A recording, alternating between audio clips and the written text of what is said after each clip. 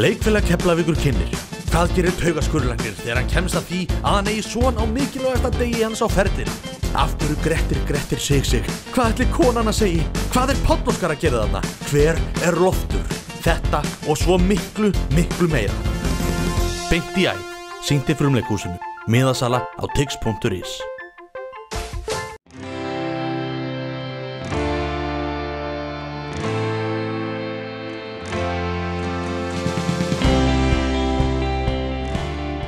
Komið sæl og verið velkomin í Suðurnesja Magasín. Skemmtilegu þáttur framundan. Þar sem við heimsækjum meðal annars líftækni fyrirtækið Algalíf.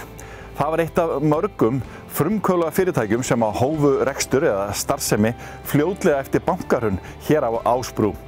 Fyrirtækið hefur vaxið og það frekari vöxtur framundan. Komið með okkur inn. Í þættinum spjöllum við einnig við fertugan Njarðvíking sem á COVID ári missti vinnuna, móður sína og greindist með illkynja krabbamein. En við byrjum á gömlum slóðum og að hluta til í gömlu húsnæði varnarliðsins hjá líftækni fyrirtækinu Algalífi. Í verksmiðju Algalífs má sjá letskrúðugar leiðslur þar sem þörungurinn ræktaður í stýrðu umhverfi innanhús með umhverfisvænum orkugjöfum. Úr þörungunum unnið fæðubótarefnið Astaxanthin. Framleiðsla Algalífs á Astaxanthini úr örþörungum umhverfisvæn og ekkert jarðefnaeldsneyti notað í ferlinu. Notast við sérstök LED-ljós og tölvustýrð ljósa- og hitakerfi við ræktun örþörungana í lokuðum rörakerfum sem þýðir að vatns, raforku og landnotkun í lágmarki. Algalíf hefur getið sér gott orð á alþjóða vettvangi fyrir sjálfbærni, gæði og afhendingaröryggi og orðinn eitt stærsti þörungaframleiðandi í heimi.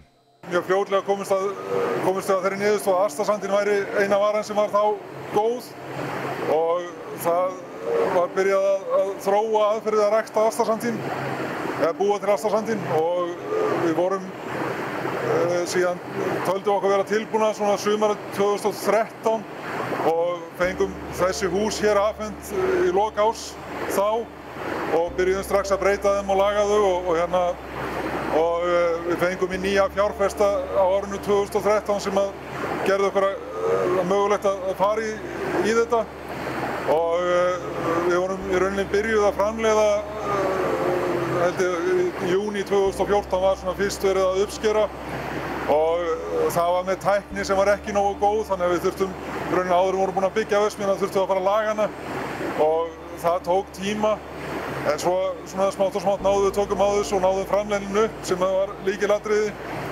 og eftir það þá fórum við að huga því að stækka byrjuðum síðan á því 2015 og vorum svona 2016-17 mjög mikið að vinna í því og síðan kláruðu það samt í rauninni ekki fyrir á síðast ári að setja öll kerfin í gang og núna erum við í fyrsta sinn á fullri afkastagetu og það rauninni mjög gott að vera komin þangað því að það kemur mjög mikil hagkvæmni með stærðinni og að því að markaðurinn góður núna þá erum við búin að ákveða að stækka meira og rauninni þrefalda úr þessari stærð sem við erum komin í núna hérna.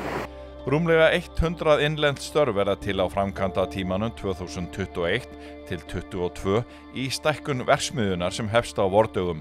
Ársveltan mun eftir stækkunina þrefaldast og tekjurnar fara úr 1,5 milljarði króna í 5,5 milljarð.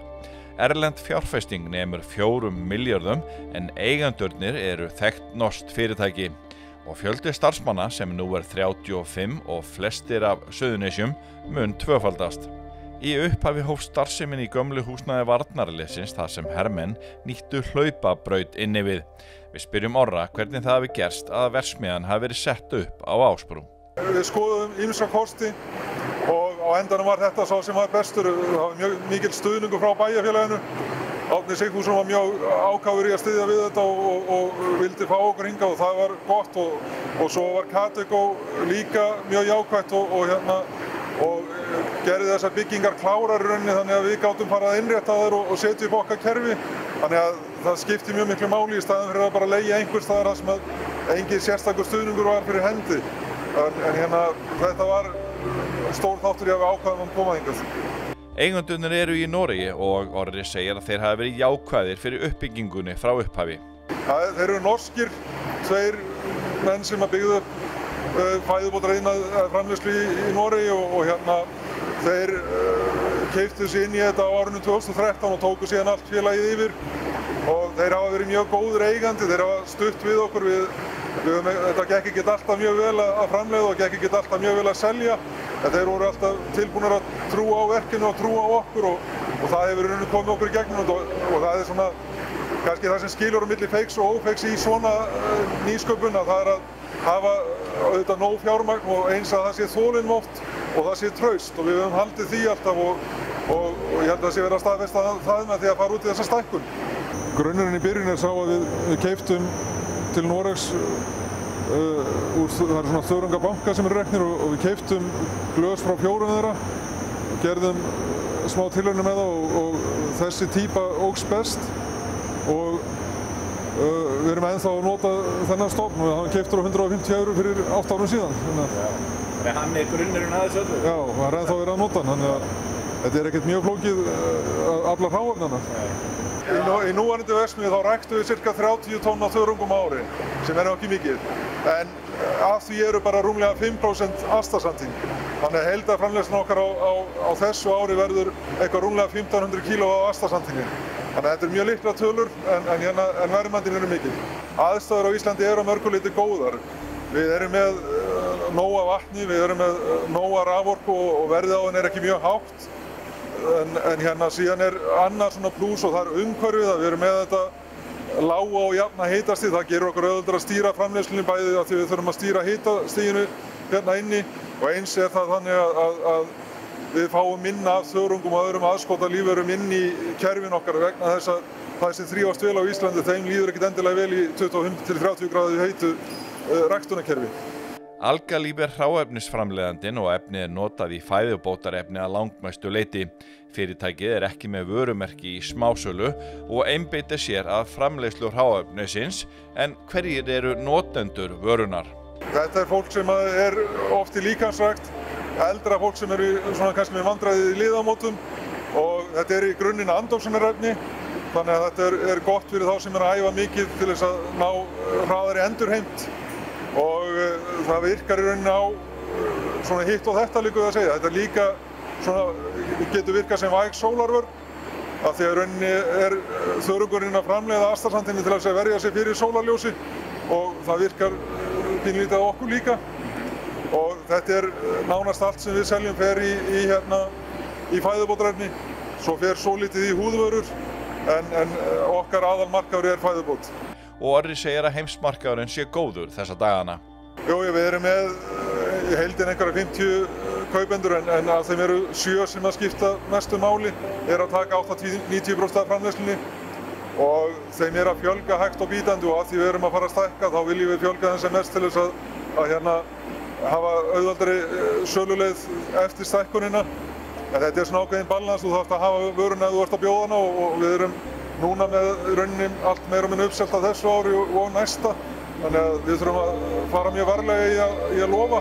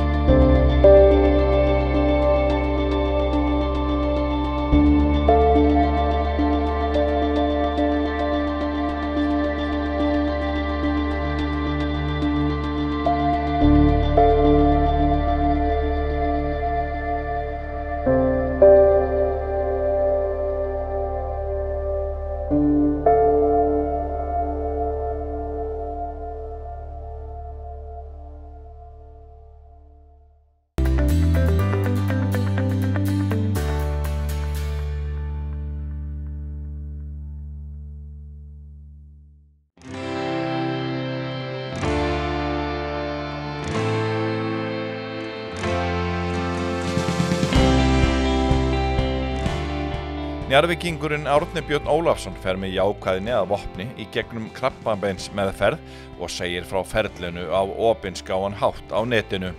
Árni Björn er aðeins fertugur en á COVID ári missti hann vinnuna, móður sína og greindist með illkynja krabbamein. Eftir rannsókn uppgötaðist að krabbameini var við endaþarm og ristil og í aðgerðinni var notast við skurðþjark sem í vélmenni og háklassa saumavél. Hún skar í burtu 30 cm af ristlinum og tók einnig 39 eitla. Jæja, þá má það byrjar fyrir út að labba.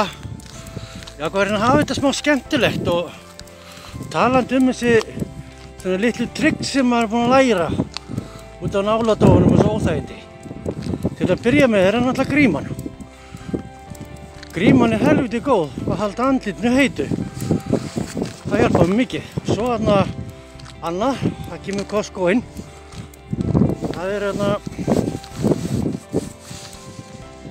svona hitapokar. Það er algjört must. Ég bæði með þetta bara í hönskunum mínum. Svo ég sjá þetta, ég með í skónum mínum. Það heldur náladófunum bara þvílíkt niðri. Gera það fært að maður getur farið það smá kuldi á svona. Velkomin Árni Björn. Takk. Það eru mjög margir sem hafa ágjörð því að greinast með sjúkdóma á lífsleiðinni og krabbamein er eitt af því. En það er svona kannski, manni finnst það vera svona meira, alvarlegra þegar að ungt fólk er að greinast og þú ert aðeins fertugur þegar þú greinist með krabbamein. Hver voru svona fyrstu viðbrögðin hjá þér? Það var hræðsla og ég túlka þannig eins og við fréttum þetta að ég ætti kannski ekki það mikið eftir. Fengum þetta alveg svona hastalega og þá fór maður bara að hugsa og bara melta þetta og kona mín, ég hafði meira áhyggjur af henni að því náttúrulega sinnhátt, það var hún sem dró náttúrulega stuttastráið og svo fórum við myndatöku og svo hægt og rólega fengum við meiri upplýsingar og maður róaðist aðeins niður, maður hitti fyrst skurðlæknirinn og voru ákveðin. Ég er undirbúinn með það að fá stóma og svoleiðis, maður er alveg sama eitthvað svoleiðis dóttir í og maður bara að halda höfðið og vera sterkur og hún alltaf, nei, við þurfum þess ekki og ég alveg ok, hún finnst það alltaf kvöld kveikjum með perunni, ef hún segir að ég er góðan séns ég trúi henni sko. Það fekk maður smá svona von. Hún er svona hrein bein manneskja og maður ætti vona á því að maður ætti ekki sensu svona og hún er bara það beitt og hún er ákveðin og hún segir eitthvað þá veit ég að hún meina það og henni finnst það vera geralegt. Ég veit að því að ef þetta ekki verið geralegt, hún hefur örugglega sagt það líka bara beint í framan sko. Og það er svona gott að fá svona mannesku svona hrein og beina. Þá fór maður svona ok, þetta er kannski möguleiki. Langar kannski að fara næst í það að þetta var mjög sérstakt hjá þér á síðasta ári þegar þú færð þessar fréttir en það var svona fleiri erfiðleikar hjá þér. Lýstu því fyrir okkur, þú ert að missa vinnuna og missa móður þína. Já, þetta skeið svona allt bara á þessu COVID ári. Ég byrjaði náttúrulega að missa vinnuna og ég horfa bara tækifæri til þess að bara mennta mig meira á mínu sviði. Og svo náttúrulega deyr móður mín svona frekar skyndilega þegar þau eru miðjum framkvæmdum heima. Og svo svona 10 dögum eftir það þá greinist ég með þetta. Og það var dálítið byrjaði að horfa á fjölskylduna alla sko, sökkva sig niður og en hvað getur maður gert? Ég meina það er ekkert annað í boði, maður bara reynir að vinna úr því sem maður fær sko. Hver voru viðbrögðin svona hjá fjölskyldunni, nána konunni og börnunum og ættinganum og vinunum svona fyrst? Sko, ég veit að pabbi minn og amma mín tóku náttúrulega rosalega sig. Kona mín, hún var alveg eyðilögð og börnin mín, mér fannst þau vera dálítið að fjarlægast mér. Það var eitthvað sem var ekki alveg tilbúin að feysa sko. En hvað var svo bara líða dagarnir og þú fann meiri upplýsingar hvernig hvað þú ert að fara að ganga í gegnum og þegar það er búið að skoða þig, kemur í ljósi að þú þarft að fara í skurð, uppskurð. Já, það byrjaði svoleiðis. En ég horfði nú bara það sem bara lífsreynslu. Ég hef aldrei verið veikur, aldrei verið sjúklingur, ég hef aldrei farið aðgerð ég held ég hef verið svona jafn spenntur og ég var hræddur sko, en mér langaði alveg að fara í gegnum þetta, mér langaði að prófa þetta. Ég nýtti bara það hugafar, ég að fara að læra eitthvað nýtt. Og hvernig sem það endar, þá ætla ég bara að tækla því ég vakna. Hvernig gekk það svona fyrir sig? Sko, ég náttúrulega fyrir aðgerð og fyrir hérna með þessum aðgerðahjarki. Og þegar ég vakna, þá náttúrulega, ef maður er eitthvað tengdur, maður finnur ekki til, maður er bara vel dofinn.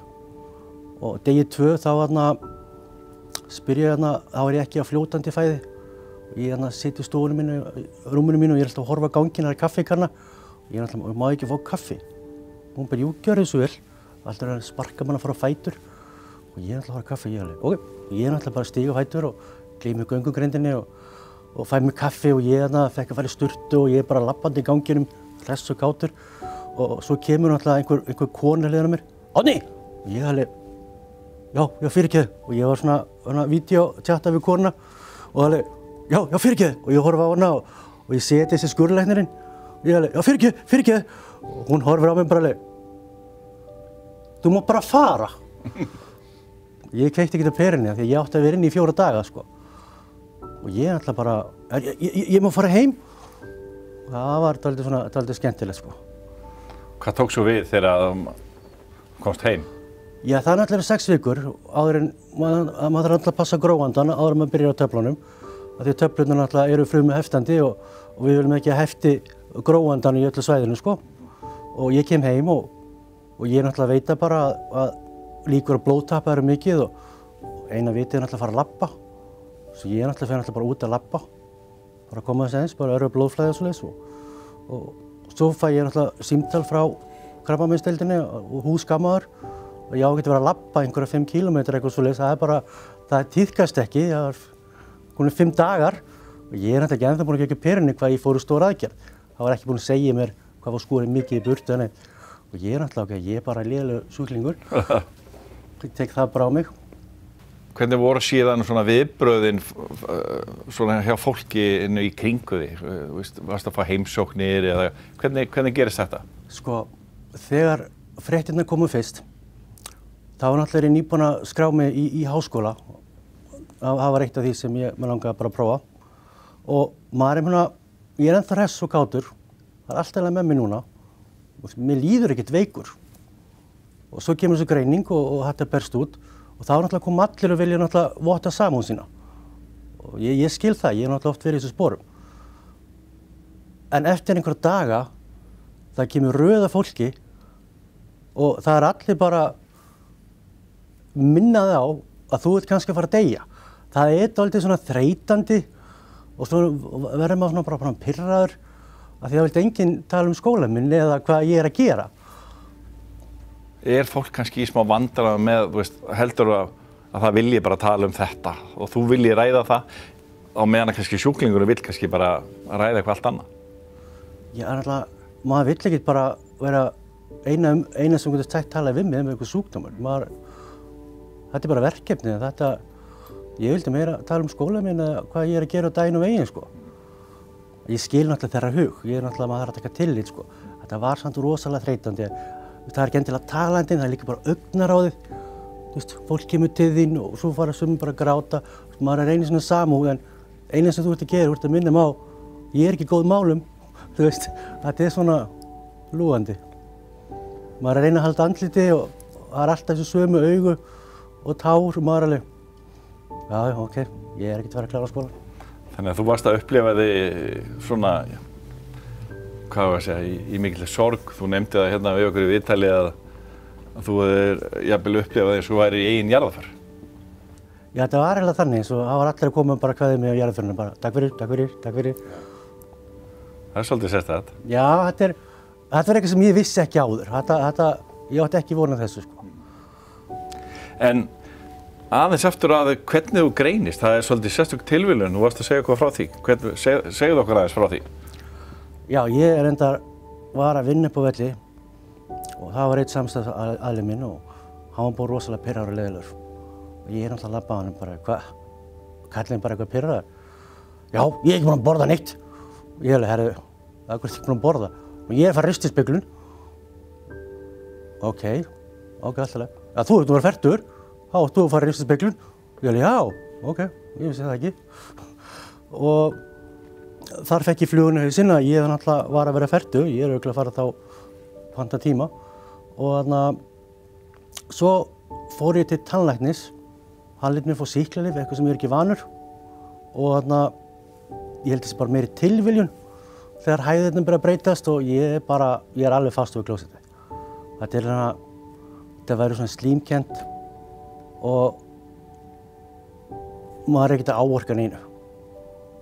Og þetta fyrir að vera vandamál, þá kemur ljós að þetta er kannski bara, sýklalyfið hefur rústað flórunni og það er alltaf lægi, bara að borða kornmeti, grammeti og hösk og svona, þá skána þetta smá. Og þarna, en svo hélt þetta bara áfram og einkennin fóru bara að aukast og ég tók eftir því að ég get ekki verið bara sitjandi á klósettinu hálfan daginn, það er ekki til lagi sko. Og þá var ákveðið að kíkja betur á þetta og það var náttúrulega ekki staðan að fara bara í ristispeglun á hvað svo komið tími og þá náttúrulega blossaði það til ljós. Það átti engin von á þessu. En það rak þig kannski fyrir á stað að þú ferð til tannlæknis. En þú hefði kannski... Það gæti líka bara verið tilviljun. Já, náttúrulega... já. Hvernig það er oft rætt andlegu hliðina í þessu? Hvernig ertu að tækla hana ef ég get spurt þannig? Sko, ég held að bara það besta sem ég get veitt minni fjölskyldu og mínu nánustu er að hafa gaman að lífinu. Mér er sama hvenær í dag. Ég ætla að njóta hvern einasta dag. Það gerir móður mín, hún dói fyrra, alveg til sísta dag og það ætla ég að gera líka. Ég ætla að njóta lífsins fyrir mína fjölskyldu og mínu nánustu. Þannig að, ertu jákvæður? Ég er mjög jákvæður. En ég er líka undirbúinn eða fer á hinu veginn, sko. Ég er með stórt svona gengi bakveg mig sem passar upp á geðheilsuna mína ef hún dettur eitthvað niður. Það er gott að hafa gott bakland þegar maður er að ganga í gegnum svona verkefni. Já, en það er vinna. Það er vinna. Það er voðalega erfitt að opna og bjóða fólkin. Það er voðalega erfitt að hleypa fólkin. Þetta er svona vissanátt, svona táknum veikleika og maður svona, þetta er erfitt. En ég fengi það svo margfalt borgað tilbaka, sko.